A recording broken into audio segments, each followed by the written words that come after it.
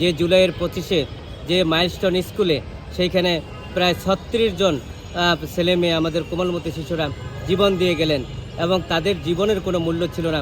বিমান কর্তৃপক্ষ যেখানে একজন যুদ্ধের বিমান, সেই বিমানটি জনবহুল এলাকায় পারমিশন ছিল কিনা এবং পারমিশন কারা দিয়েছেন তদন্তের না করে কিভাবে মামলা খারিজ করেছেন সেটা আমাদের আইনজীবী হিসাবে আজকে সেটা ভেবে দেখতে হবে। ওই যে কেয়ারটেকার সরকার ছিল, তত্ত্বাবধায়ক সরকার যাই বলি না কেন, সেই সরকার দায় এড়াতে পারে না। আপনারা দেখেছেন আজকে ঢাকার বিজ্ঞ সিএমএম আদালতে একটি সিআর মামলা হয়েছিল। সেই মামলাটি বিশেষ করে প্রাক্তন chief adviser professor doctor Yunus সাহেবকে 1 নম্বর আসামি করে অন্যান্য যে উপদেষ্টারা তাদেরকেও আসামি করে সেই সময়ে যারা সেই স্কুল কর্তৃপক্ষ, বিমান কর্তৃপক্ষদের কে করে তাদেরকে আসামি করা হয়েছিল। কিন্তু তার পরবর্তীতে আদেশের জন্য বিজ্ঞ আদালতে রাখা হয়েছিল। দীর্ঘক্ষণ আদালতে পেন্ডিং অবস্থায় থাকার পরে বিকেলে আমরা খবর পেয়েছি সেটা বিশেষ করে সেই মামলাটি খারিজ করে দিয়েছেন। স্যান্ডেলিনা সো, রূপচর্চায় আভিজাত্য।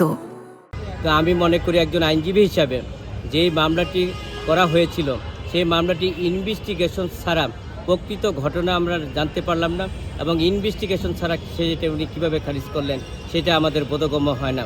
আমরা সেদিন দেখেছি যে জুলাইয়ের 25-এ যে মাইলস্টোন স্কুলে সেইখানে প্রায় 36 জন ছেলে মেয়ে আমাদের কোমলমতি শিশুরা জীবন দিয়ে গেলেন এবং তাদের জীবনের কোনো মূল্য ছিল না। যে সেই সময় তাদেরকে বিশেষ করে তারা যে অনেক বাবারা সন্তান হারিয়েছেন, অনেকে ভাই তার বোনকে হারিয়েছেন, অনেক বোন তার ভাই হারিয়েছেন, অনেক মা তার সন্তানদের হারিয়েছিলেন। সেই 36 জন কোমলমতি শিশুদেরকে সেদিন দুর্ঘটনার কবলিত হয়ে তারা মৃত্যুবরণ করেছিলেন। কিন্তু তার পিছনে এই কর্তব্যে অবহেলা কে ছিল এবং কে দায়? বিশেষ করে শিক্ষা প্রতিষ্ঠানের ভিতরে কোনো কর্তব্য অবহেলা ছিল কিনা?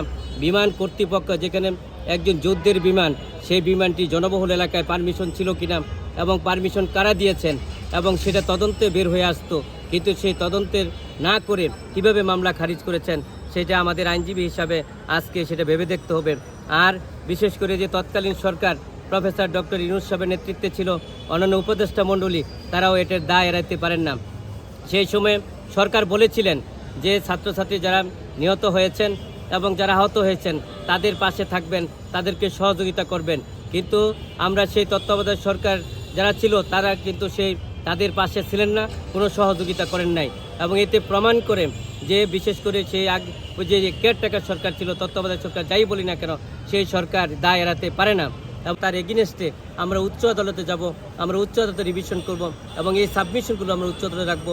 আমরা আশা করি আইনের শাসন প্রতিষ্ঠা করার জন্য এবং ন্যায় বিচার প্রতিষ্ঠার জন্য অবশ্যই উচ্চ আদালত আমাদের সেই সাবমিশনটা বিশেষ করে রিভিশনটা নেবেন এবং আমরা পরবর্তীতে আমরা সেই রিভিশনটা অ্যাকসেপ্ট করার পরে মামলাটি আবার চলমান থাকবে বলে আমরা আশা করি।